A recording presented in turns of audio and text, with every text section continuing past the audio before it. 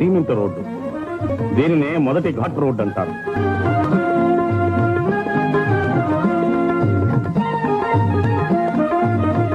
సునాయాసంగా ప్రయాణం చేసి శీఘ్రంగా తిరుమలను చేరుకోవడానికై స్వల్ప ఛార్జీలతో ఏర్పాటు చేయబడిన దేవస్థానం వారి బస్సులు.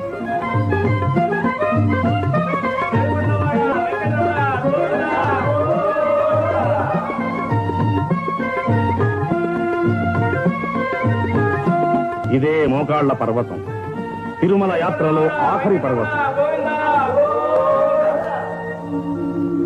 గోవిందనామస్మరణతో అలుపు సలుపు తెలియకుండా 7 కొండలు ఎక్కి తిరుమలను చేరుకుంటున్న యాత్రికి